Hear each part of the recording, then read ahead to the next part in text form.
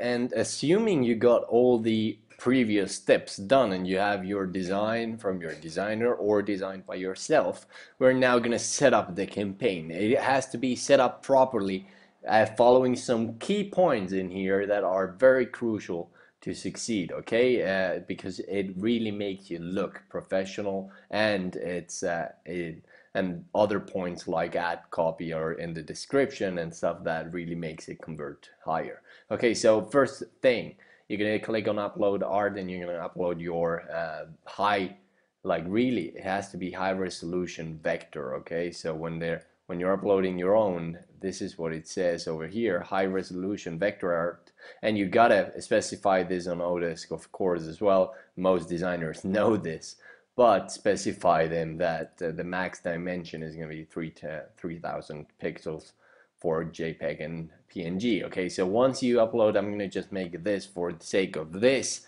example. You're going to add, okay, I like to do just basic tee, Hanes tagless, but we can also do an American Apparel tee, which is a little bit more expensive, and that's just makes people kind of feel that there is more value. Of course, you'll have to put a higher cost for this. Okay, so but the first thing what I do is normally I start with the Hanes tagless. Right here you see is the cheapest. It's the cheapest base cost, which means it's the higher profit. So you do like this, click on next step. Now important to know is if it's winter time, really make sure you squeeze out the potential of hoodies. Okay, the hoodies over here, because when it's winter time, the higher margin we get with hoodies really allows us to price it at $39.99, which makes a profit of $20 per hoodie. So in winter time, really depending on the temperature, you can adapt and make the what's called the main product that people are going to be landing on.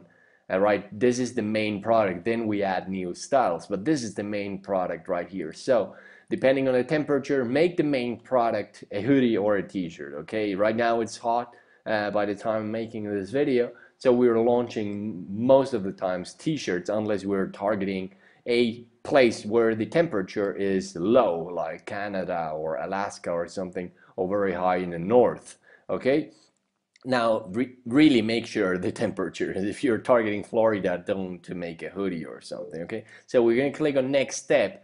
I like to start with a 50 goal, 50 shirts goal, and here is something very important right away. When you set your price, okay, let's set your price, really is what I do the most is 19.99 or even 24.99, because the better your design, the more you can charge, and the higher the price, also the higher the perceived value of what people are buying, which means, and also higher the, of course, higher the profit for you. But higher price has been tested by us, and we've seen that it actually converts pretty the same or even higher sometimes, because people see more of a perceived value and therefore buy more. Okay, so here you can add your styles and you can add different prices and everything. And as I said, now 50 here, the goal, make it 50 to start with, unless you really have a proven design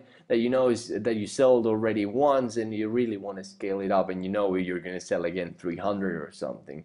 So you're going to make the goal 50, because people start slowly, they're knowing what Teespring is about. Okay, they know there is a goal to be met, and if they see a higher goal, the conversions might be lower because they don't actually think you're gonna hit the goal. Okay, so why bother? That's kind of what they think. So really make it 50. It's a reasonable goal. People will see it as achievable, therefore buy their tees faster. Okay, unless you, as I said, unless you have a really proven design you're relaunching.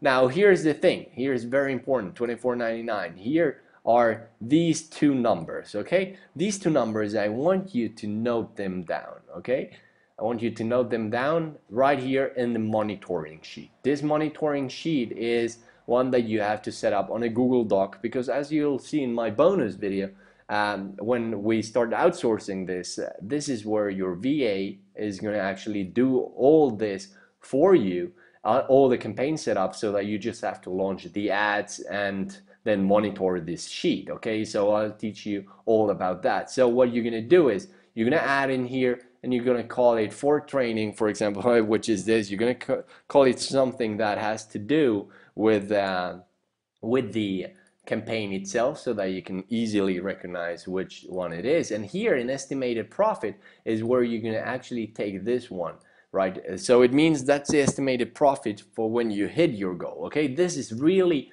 all very, very important, because you gotta keep organized. You gotta keep organized because the goal with this recipe is to really hit a lot, and launch a lot of campaigns at the same time, which in the end, with some of them with smaller profits, some of them with bigger profits, in the end are going to make you a huge money per month. Okay, because easily, that's why we're going for proven and scalable designs, because we can gonna scale them up like crazy, up to like 50 and 80 designs at a time. So you gotta keep organized. It's going to be impossible to monitor all those T's if you're not organized. Okay, so this is my system. I'm a really organized person, very perfectionist, so follow this along. I've been testing it. It works greatly to have an overview of your t-shirts and how it goes. So what you're going to do then is you're going to add this there, and then you're going to add this profit, the main. Okay, I also like to keep it simple, so right here we're not going to add like the profit per sale of all the hoodie we're going to add, which is going to be $39.99, and as you can see, has a higher price, has a higher profit, but I'm not going to do that. I know it's bigger, so I just take the smaller one. And if we are profitable with if we're profitable looking at just the smallest profit per sale we have in all the styles we added, then we're profitable for sure. Okay, it's logical. So it's 1769 over here. We're gonna do 1769, which is that was a weird symbol over there. And of course it has to be all with the same. Okay, so once you have one campaign, what you do is you select them all like this, and drop down, and it copies the formula, and then you just change the ones to, again, back to 0 like this, and then you change this to 0 like that, and this to 0, and then you do this again, and this way you have easily all ready to just be added, the new campaign title and the specific estimated profit and profit per sale, which your VA is going to do, or yourself if you're starting by yourself. So let me undo this real quick, and right here, so okay, sales, you're just going to leave it at 0 at the first, and this is going to update by itself, and this one at cost, you're going to make it 0 as well. Okay, let me copy this down over here, and this is the formula. Okay, the formula is simple. As you see, revenue is sale times profit per sale, and the revenue minus ad cost is profit, as you can see here, up here, E3 minus F3, and this one is D3 times C3, which is that. So very simple formulas. Okay, once you have that, of course, here we like to add some different styles. The V-neck is always more expensive than normal one, so we want to kind of hit the same profit as the base that we have, so we just price it at $26.99. No, there you go. We want to have the same profit, okay, or at least more.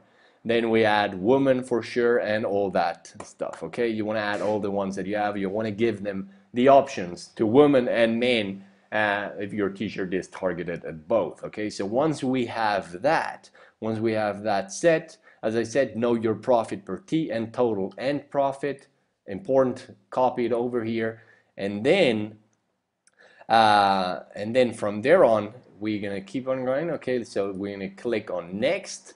We're gonna name this just like this. I like to do limited edition, and then XYZ. Okay, here it will be whatever your campaign is about, something that relates to the person you're targeting and that maybe resonates with them emotionally or something, or just the title of your campaign. Now we add the description. Okay, here I have a generic one that I use for everything, and only thing we have to adapt, or my VA in this case adapts, is just this part at the top. Sometimes it's just a little word, sometimes it's another different thing. Okay, so right here it can be soldier, it can be captain, it can be pilot, it can be nurse, it can be skater, it can be whatever you want. So right here you would put XYZ. Okay, so in this case, you're gonna have this description right below this video so that you can copy. It all fulfills a specific important part in the specific important goal in what's in the copywriting on this page, okay, of this T sales page. So one of them is a headline that just qualifies them. Then there is a little bit of scarcity, call to action, 100% cotton. It's made in the USA, so they know it's not Chinese. It gives them the option, or it tells them to buy two as a recommendation. So if they want to save on shipping, buy two or more. There is guaranteed satisfaction and safe and secure checkout, which is so it just overcomes some important objections. And again, a really strong call to action and tells them there are other styles, plus adds a little scarcity again.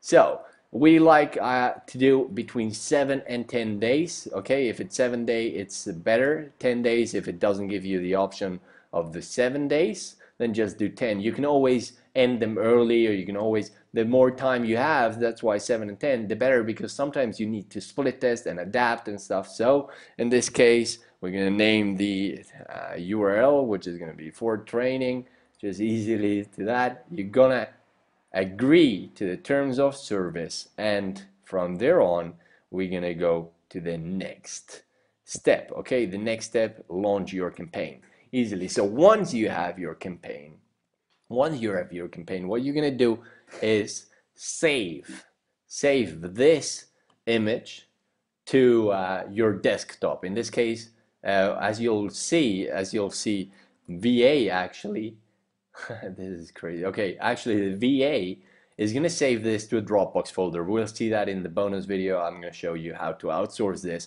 But you're going to save this image to your desktop because we're going to use it for the ad. Okay, once you do that, this is all a system I have in place, so really follow it along, because it's going to allow you to launch more and more designs faster and faster, and in a very efficient and systematic way. Okay, once we have that, you saved your tee or hoodie, whatever it is that you have as the main product that shows up. Main product, what I mean is when they land, when you reload, the one they land on the fast at the beginning, that's the main product. Okay, so this, it's a T, it's not the woman, it's not the so that's the main product. Copy that. If you want to create the ad, then for the specific woman, then you would copy this one, save this image as well. Now once you have that, once you have the t-shirt done and launched like this, we're gonna create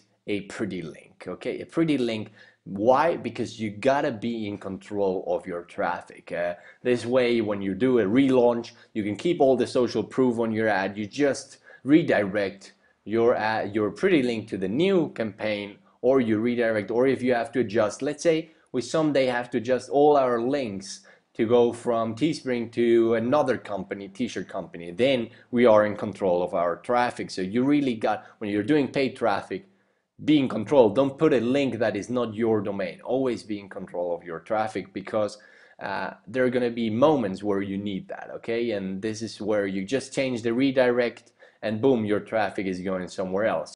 So in Pretty Links, what you do is you just type in the target URL, which is a Teespring URL, and with your own domain and your Pretty Link plugin installed in it, and I highly recommend it. So click the button below, get your Pretty Link copy right now. It really is a tool that every marketer must have if you want to be in control of your traffic. As I said, if you start putting affiliate links inside Facebook, Facebook is going to ban you. Just with Pretty Link by itself, you can do your own domain, which is not banned or blacklisted on Facebook. You can promote affiliate links, and you can promote stuff by being in control of your traffic. So you're never putting a domain that you don't own.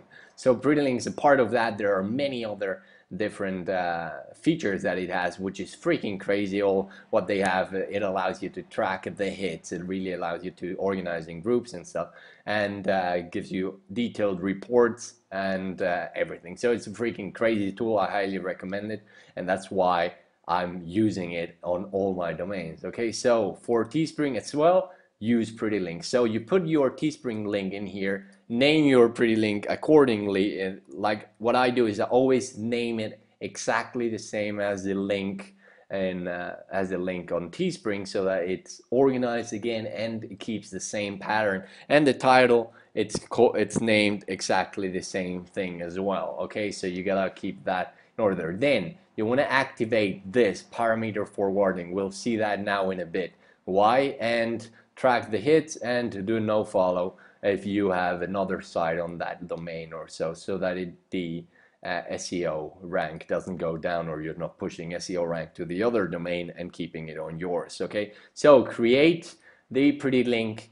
Cool. Once you have your pretty link set up, you're gonna head over to your ads manager and click on audiences right here. Then you're gonna click on create audience, and custom audience from your website. This is for the retargeting part of the recipe, and it's crucial, so make sure you follow along as well. Then now you're going to click on view your custom audience pixel code. You're going to select this number right here, and you're going to copy that. Hold down your mouse and Command C on Mac or Control C on Windows. Copy that, and then you're going to head over to Teespring, to your campaign, click on advanced settings, and under retargeting pixels paste in that code right there, that number. Okay, you're gonna do it once, update, and that is gonna be done for all your campaigns. You'll never have to do that again. So one time and it's done. Okay, then you're gonna head over to your custom audience pixel right here on your ads manager, and you're gonna click create audience. Once you did that, you're now gonna name it Teespring and the name of your campaign, and this is for organization purposes, really, so that you can then sort by name and find all the audiences that you've created specifically for Teespring. Okay, you never have to actually put this code in here again, because it will update that for all the campaigns, but you'll always have to create this pixel, this specific custom audience, website custom audience for each campaign. Okay, so that is why your VA should be doing these parts, which are repetitive, and I'll show you that in that bonus video. Okay, so then no description, then you're gonna click people visiting specific pages, 180 days, which is the max, and you're gonna type in here, actually you're gonna copy it from over here, so you click copy link address, and you can copy right in here the Teespring link, not the pretty link, but the Teespring link. And then you're gonna click on that plus button and click URL doesn't contain. Okay, and now we're gonna make this one, but instead we're gonna change this last part to thank _you. Okay, once we do that, now the website custom audience is going to be built just on the people that land on this campaign page, but the ones that bought, that land on the thank you page, are not going to be put on the website. That's why, because we want to retarget just the people that didn't buy. Okay, so we're going to click create. Once that has been created, we're going to also create the conversion pixel. Okay, the conversion pixel for tracking conversions. What we're going to do is now we're going to go into conversion tracking, and from conversion tracking we're going to do again the same. We're going to up here, we're going to create pixel, and once we create that pixel, we're going to choose checkout, name the pixel. Again, it's going to be named accordingly. So for training, in this case, it's going to be your name of your campaign. You're going to create pixel, and now you're going to copy this specific number right here. Okay, you're going to copy that, hold down again, Command C, and you're going to go back into the same campaign, and now we're going to enter the conversion pixel right here. Okay, this one we're going to update, and once you update, now it has installed the conversion pixel and the retargeting pixel. Okay, once that is done, we can go over to the next step, which is posting the post the image ad on the respective fan page and create the post that we're going to be promoting. Okay, so I'll see you there now.